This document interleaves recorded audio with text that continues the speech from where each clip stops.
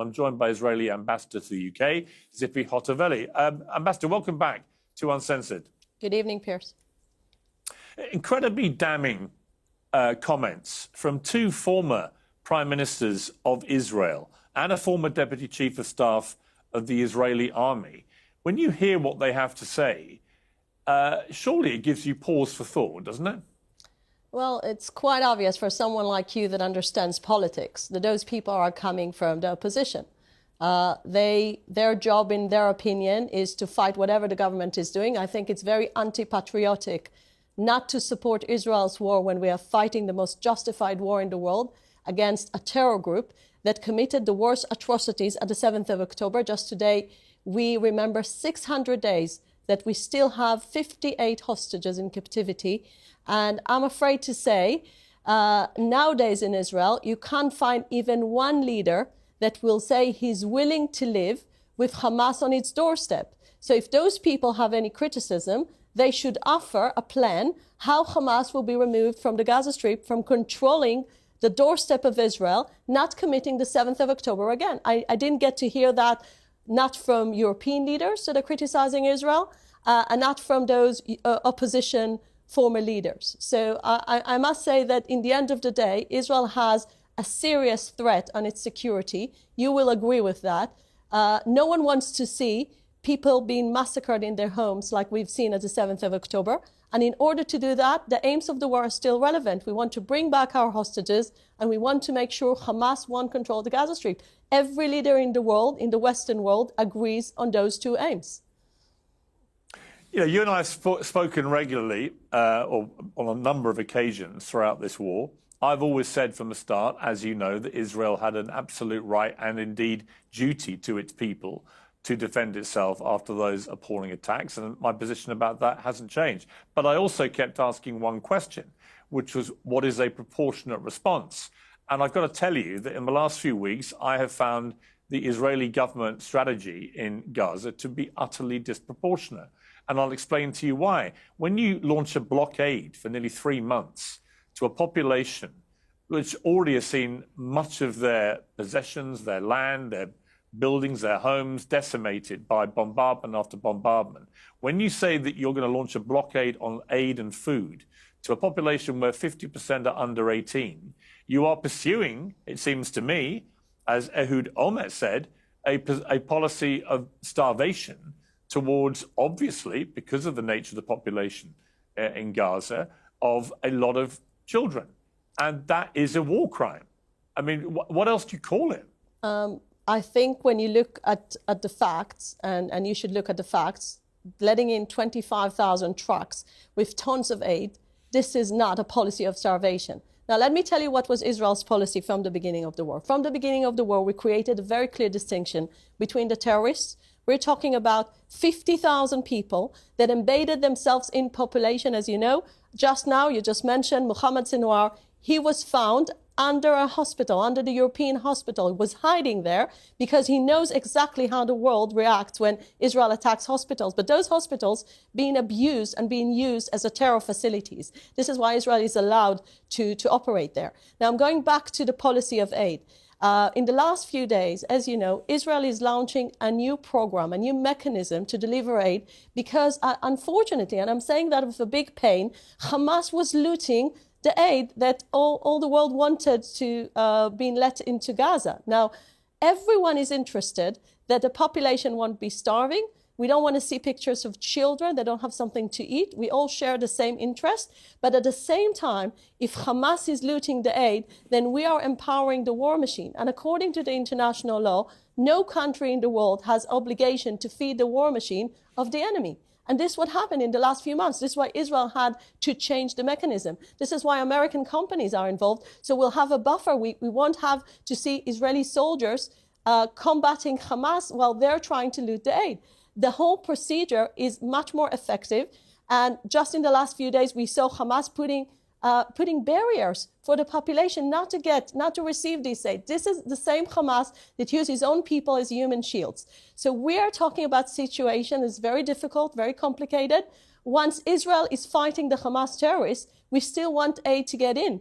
And the mechanism, I believe, that Israel is putting now forward is so much better than the one that in the end of the day is empowering Hamas. The problem is that whilst you're saying all this and trying to justify it, you've got people like Smodrich coming out and making it absolutely crystal clear what the real plan is, which is to completely clean out Gaza of all the Palestinians and get them into, quotes, a third country. That is a form of genocide. It is the deliberate targeting of people based on ethnicity and displacing them from their homes and killing a lot of them in the process. I don't know what else you would call it. I've resisted using the word genocide about this, but when I watched what Mr. Smodrich was saying and studied the exact words that he said, it is very hard to reach any other conclusion than that he is waging a strategy of genocide and would like to cleanse, as he put it, the whole Gaza Strip of all the Palestinians. So you can try and dress up that blockade, which is what it was for 3 months, where we saw the starving children you say you're concerned about, but you've got Smodrich there actually laying bare the real plan, which is to get all the Palestinians out of Gaza. And that is a form of genocide, isn't it? What else do you call it? Well, let's begin with the fact that if you listen to the British media, you get the assumption that Smotrich is the Israeli prime minister. Well, he's not. He's not the one who's forming the policy on aid. And the policy you just quoted is actually... So is he a liar? No, all I'm saying is that his policy, his either he's lying statements or he's are telling not, the truth. his statements are not standing in one line with Israel's policy. This is as a matter of fact. Now, going back to what you quoted basically President Trump's plan. And President Trump's plan is speaking about making Gaza a better place. Gaza will be a better place without having a terror hub, without having the underground tunnel city, without having people firing on Israeli cities. Just in the last 2 weeks, there were more rockets being fired from Gaza to Ashkelon, to some Israeli southern cities. We are not interested with any of that. And I just want to remind you, just in case you're so interested with finishing the war can finish today. If Hamas will surrender, if Hamas will make sure that no weapons in Gaza, if we'll see demilitarization of the Gaza Strip, and if our hostages are back home, the war will be ending today. I mean, just imagine that. All right, but let me ask you, though, but you accept that Israel has the strongest military in the Middle East, right? I am the proud owner of 2 cats, which are named after 2 Arsenal football legends. Unlike their owner, they are extremely demanding. How fortunate, then, that today's show is sponsored by Smalls, which happens to make incredible cat food. This stuff is packed with high-quality protein, made with preservative-free ingredients, and is delivered directly to your doorstep. They started this back in 2017 with a few guys cooking good-quality cat food at home. Now they've sold millions of cat meals nationwide, and the results speak for themselves. 88% of cat owners reported noticeable health improvements after switching. There's a risk-free trial, so you have nothing to lose except your cat's patience if you don't order soon. So give your cat the food they deserve.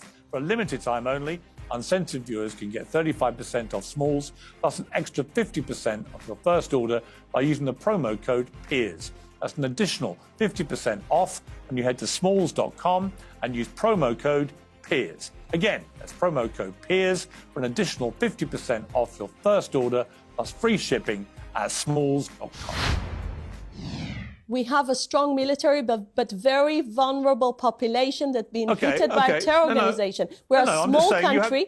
We're a small country that its border being invaded. Fine. I just asked you a question as to whether you have the strongest military in the Middle East. You accept you do? We do, but at the same time, we're a very vulnerable country when we're surrounded by radical Islamists, including backed up by Iran, here to defend radical that wants to destroy Israel. I'm not here to defend that. I'm not here to defend Hamas, who I think are a despicable terror organization. But you said there were 50,000 Hamas. Others have put the total figure at around 25,000, which begs the question, if after 18, 19 months now, you have been waging this ferocious war against 25, 26,000 terrorists, and you still haven't defeated them, you still can't get your hostages released, they're still not being released, it's clear to most people that your strategy is failing. But what you're doing is ramping up the attacks, ramping up the devastation, ramping up the clearing out of Gaza. You've got members of the cabinet openly saying they want to get rid of all the Palestinians and get them into another country. So it seems to everybody else that what you're actually doing is not winning any war against Hamas. In fact, many people think, including intelligence that the Americans have received, for every Hamas terrorist you've killed, they've already been replaced multiple times with people with the same ideology. And that would explain why you can't get the hostages out. And in fact, the hostages, the more you bombard Gaza, the more you would say that their own lives become imperiled. And the overriding picture, which is what's getting Israel so much opprobrium around the world, is that your strategy isn't working. There's no clear plan for what happens at the end of all this. Hamas is still clearly alive and well and thriving. Yes, you've killed another one of their leaders today, but you killed his brother, who was the architect of October the 7th, months ago, and that didn't seem to make any difference to Hamas's ability to continue engaging in battle with you. And the argument remains, how many Palestinian civilian innocent lives, women and in particular children, are you prepared to kill as you continue going after Hamas when it doesn't appear that you're winning that battle, that strategy is failing? Pierce, how many Japanese children were killed under American attacks, and how many don't play German what children about were killed under UK attacks in the Second World War?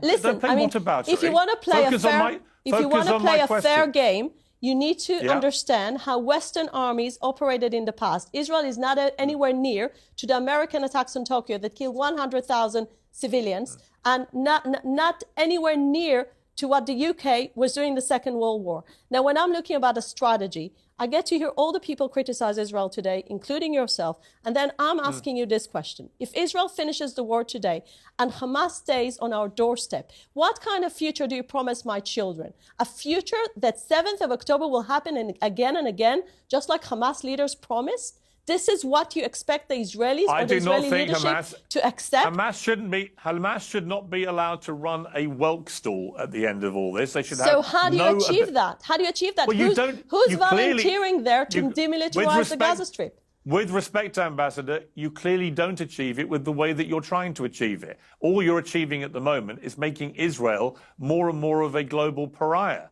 When only a few days ago you have 2 doctors in Gaza who have 10 children and 9 of them are killed in a bombardment by your forces, that doesn't make people feel, oh, this is all going great. It makes people think that you're waging a systematic destruction, not just of property and of land, but also of children. And that's what's happening. The percentage of children that you're killing compared to the percentage of you're killing of Hamas terrorists, what is it? Do you know? Do you know how many children you've killed? Hang on. Answer me that one question. Do you know how many Hamas terrorists you've killed and how many children you've killed? Do you know those 2 numbers? I know the numbers that came from the IDF. I know the numbers that came from a very, very established Give me the 2 numbers. Wait a second. We killed 30,000. We killed 30,000 terrorists in phase 1 of the war. Since the war is back, I don't have the numbers. But let me tell you one thing. How many children have you killed? We never target civilians. So this question is irrelevant. How many children have you killed? Pierce, Israel is not killing children. Israel is not killing children. Hamas is using them as human shields. Israel is killing children every single day. Pierce, this is a blood label you're putting on Israel. You know it's not true. No, it's not actually. And what you're trying to do is be very weaselly with your words. No, I'm not. The truth is, you are killing a lot of children. You would argue you're doing. Why it's caused? Hang on, let me finish. Hamas is using them as human shields, and you know that. Let me finish my question to you. You are killing a lot of children on a daily basis. That is indisputable. My interesting question for you is, how come you know exactly how many Hamas terrorists you've killed, but you have no idea how many children you've killed? Pierce, I will give you the answer, because when you are accusing a country of killing children, it sounds to all the people that are listening to us as if Israel wakes up in the morning and says, "Oh, let's kill innocent people now." This is not what Israel is doing. But you are killing a lot of children. And my question is, how come you know how many terrorists you've killed? Are you familiar with the international law? Are you familiar with that at all? Because the international humanitarian law says very clearly, as long as you're targeting civilian targets, you're allowed to attack hospitals that you know they're terrorists. No, but you're not answering my question. Israel is not deliberately killing children. And this accusation is a fake thing that you keep on saying again and again when you know we're a democratic country, cares about human life. I just asked you a simple question. At the same time, Hamas is deliberately using the children as human shields. Question. And you know that. I don't deny anything you say about Hamas. They're everything you say they are, probably worse. I despise Hamas. They are a despicable terrorist organization. So help us win this war if you're so despising Hamas. You're offering to surrender. You're not offering to win. No, I'm asking you. I'm asking you this question for a purpose. I'm curious why you say you know exactly how many Hamas terrorists have been killed, but you have no idea how many children have been killed. Why is it you know one number but not the other? I'll give you the answer. Because in the end of the day, we never target civilians. We only target the terrorists. Why don't you know the statistics? And look, you can ask this question.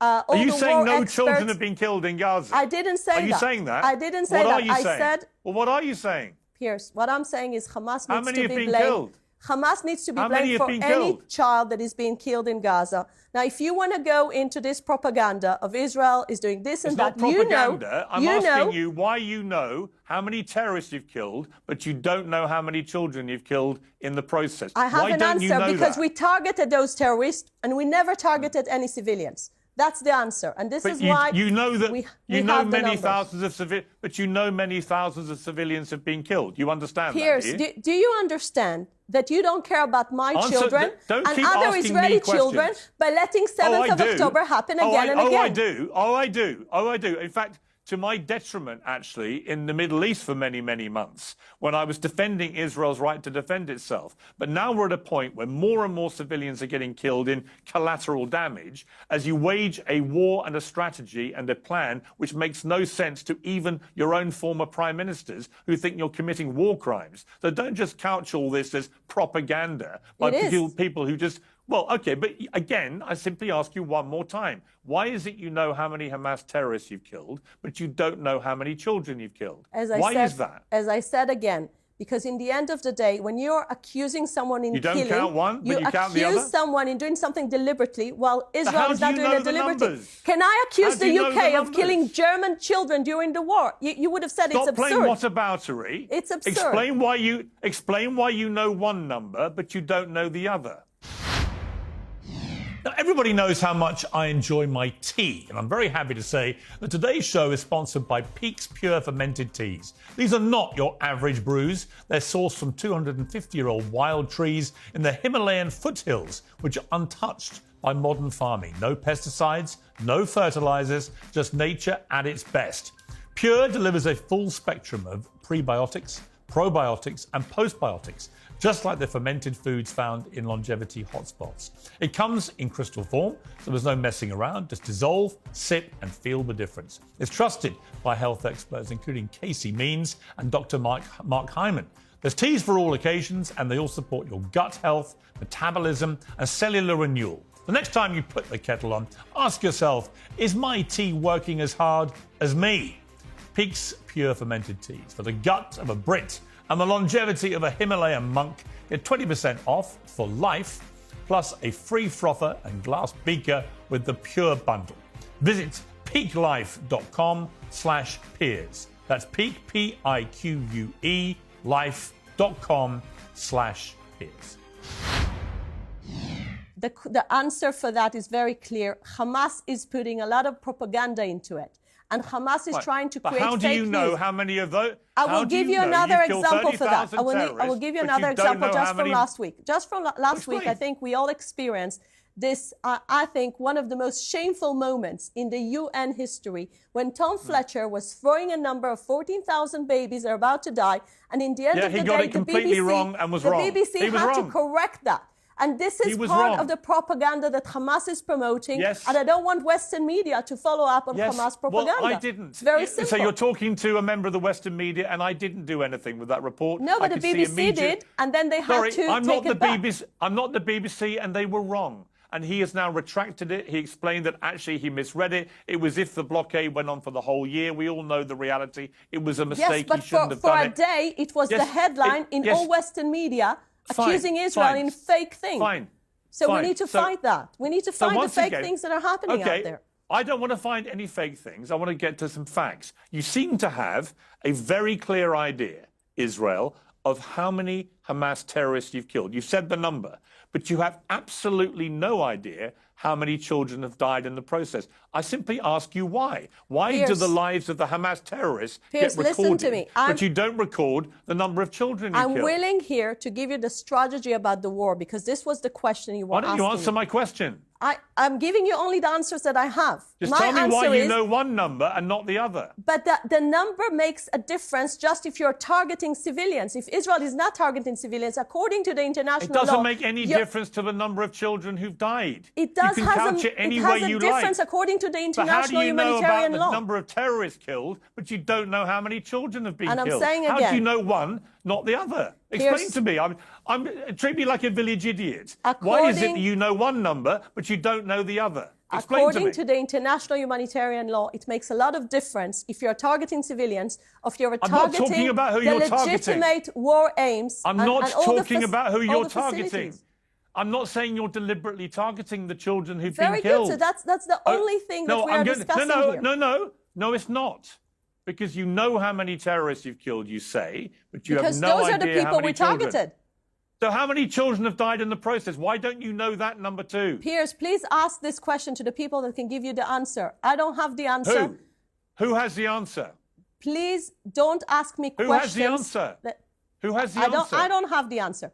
And I will tell you something. You're the Israeli ambassador to my country. Who else should I ask? Well, you should ask one question. How do you make sure that the 7th of October won't be repeated? And this is the question you and everyone who criticizes Israel at the moment doesn't have the answer to. And again, here's a question. We are not denying the fact that war is a bad thing, but we never wanted this war. Why don't you let international journalists into Gaza so they can report fairly and freely without being led around by the IDF? Let the journalists in, because you banned them. And the only reason you continue to ban international journalists from going in there is not because of our safety, as you also quaintly put it. It's because you don't want the Western journalists to get in there and see what's really happening. Only you know why. Only the Israeli government knows why you want to continue banning journalists from international media organizations coming in at their own risk assessment and actually working out whether anything you're saying is true or not. And it may be if you let the international journalists in, well, let me just finish. It may be if you let them in, then they wouldn't just count the number of terrorists who are being killed. They'd be also able to record how many children are being killed, because it strikes me as utterly extraordinary that you, as the ambassador to my country, are able to say with complete clarity and certainty 30,000 Hamas have been killed, but you seem to have absolutely no idea how many children have died in the process. No idea. Or you have no interest. I don't know which one it is. Piers, let me go back to your question about the journalists. I think in the end of the day, let them in. We are coming to the point where journalists will be allowed to get into Gaza as long as there is no risk for them. And you know it's got nothing to do with you, the risk to journalists. It's not your problem. From my point of view, it's not your problem. Once there is no risk to their life, I'm sure they'll be allowed to get in. What a load of flannel, Ambassador. Don't treat us like idiots, please. We're not idiots. You're not doing it for our safety. You've banned the journalists so that they don't report on what is actually happening. Only you know why you're doing that.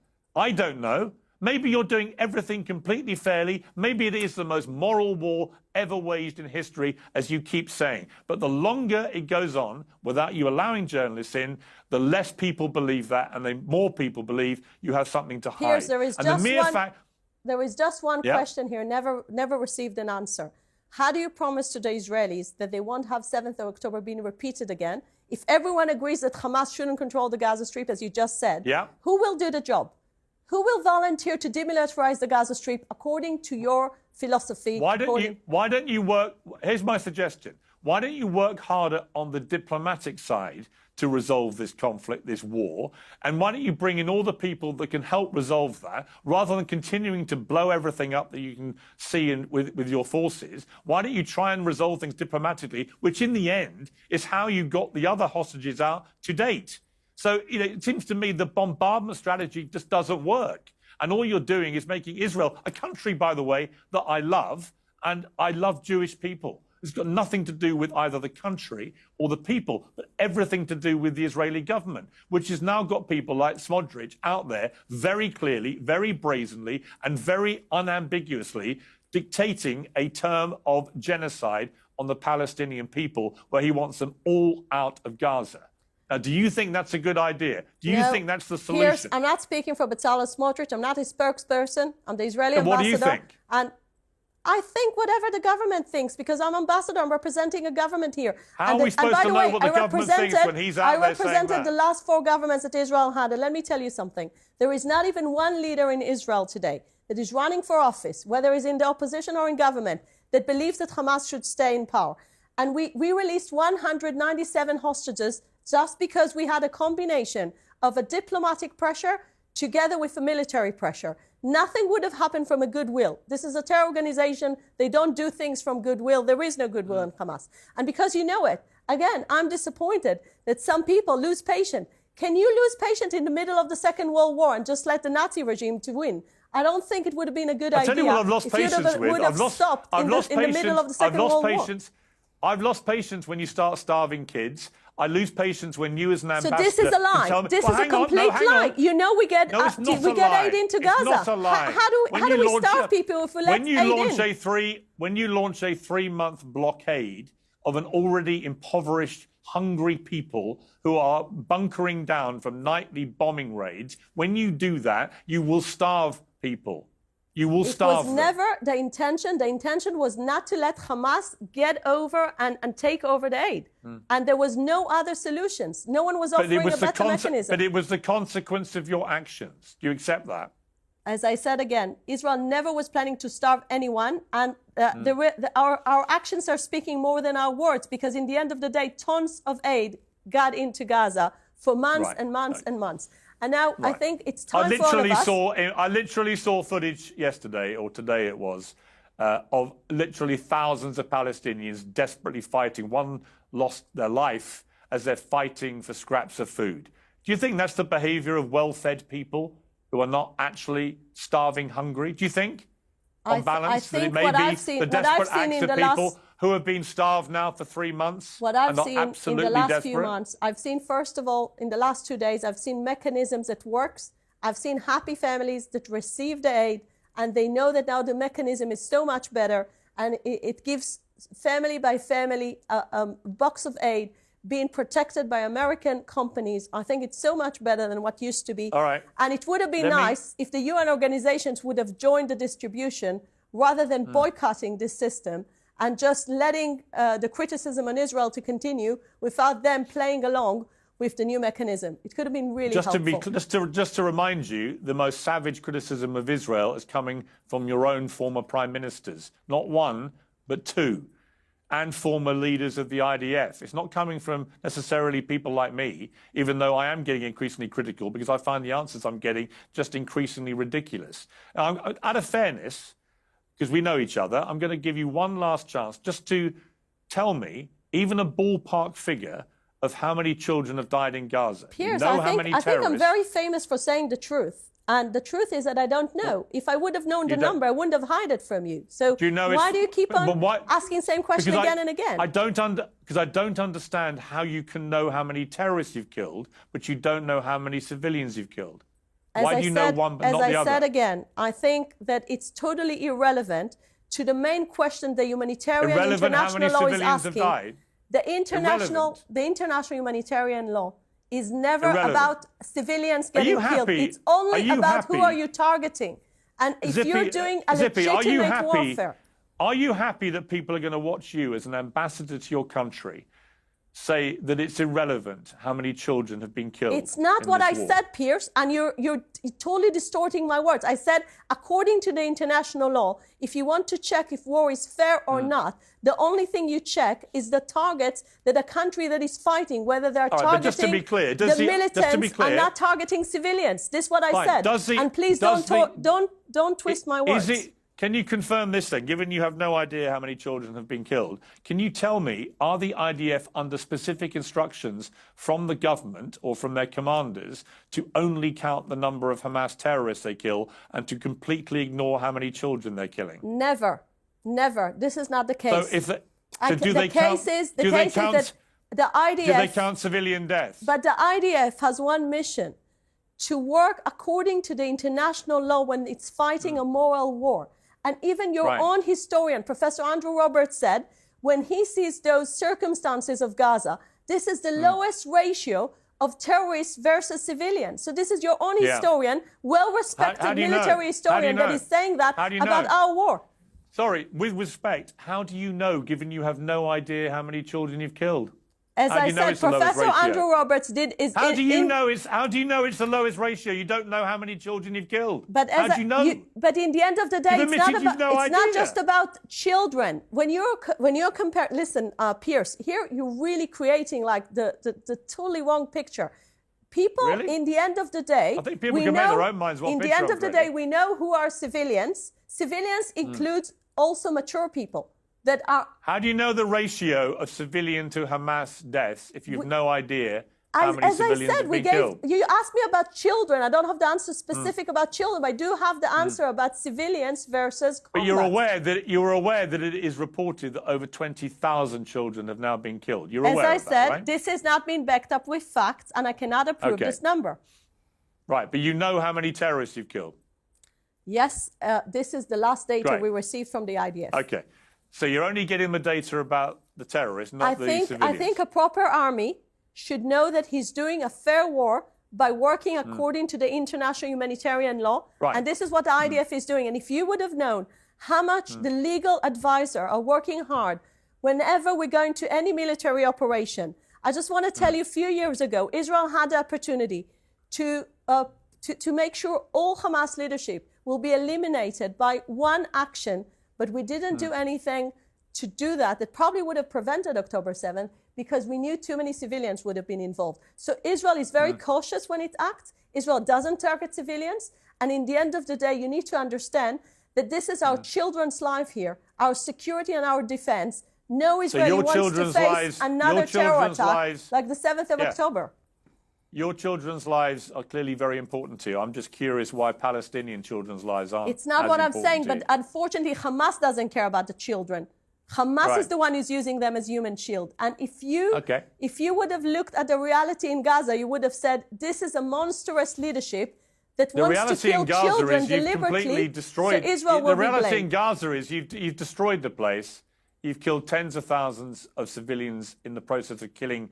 We don't know how many terrorists. You say 30,000. I cannot understand how you know that number, but have no idea how many children have died as well. But you say that. That's fine. If you're happy with that position, that's fine. But the truth is you are destroying Gaza, and you have senior members of Netanyahu's government in his cabinet at senior level on the record now saying the policy is to clear them all out. Clear all the Palestinians out and get them out of Gaza. And as the Israeli ambassador, I'm saying this is not the government's policy. And this is on policy, I can tell you clearly, the policy is to make sure Gaza won't be a threat on Israel. Well, then you should get him fired for spreading disingenuous lies which sound like genocide, shouldn't you? Otherwise, if you don't, we have to assume that is the government policy. I'm saying again, the government's policy is being carried by the Prime Minister, by the Foreign Minister, by the Defense Minister. Those are the three people that are actually carrying the policy as a matter of a fact. And I think you just enjoy quoting those things, but you know that Israel is. I don't enjoy any of this, Ambassador. I don't enjoy any of this. I think this war should end now. I think your strategy without having security to Israel, and it should end now. Without security to Israel, without the hostages coming back. You need a better strategy. You need a plan that can work. You need a plan for after the war. The growing belief is that your Prime Minister Netanyahu, he has no incentive to stop this war. The moment he does, 70% of Israelis hold him accountable for what happened in the first place on October the 7th. So he'll be out of his job. Then he's facing corruption charges. So he'll be in a courtroom where he may go to prison. Where's the incentive for that leader to bring this war to an end? There isn't one, which is why we've got where we've got to. That is the cold, hard reality of where we are. And that's why your own Prime Minister, that's why your own former Prime Ministers are turning on this strategy and this government and its policies. And you know it, and I know it. It's not. Don't worry about what I say. Piers, let me just say. I'm just an angry journalist. You've got ex-prime ministers of Israel who say you're committing war crimes, and if you want to prove you're not, let the journalists in, and we can work it out for ourselves. Piers, let me just make a final comment, because you were saying a lot. So I want to say one thing. Israel doesn't like fighting. This is our sons, brothers, and husbands that are fighting this war.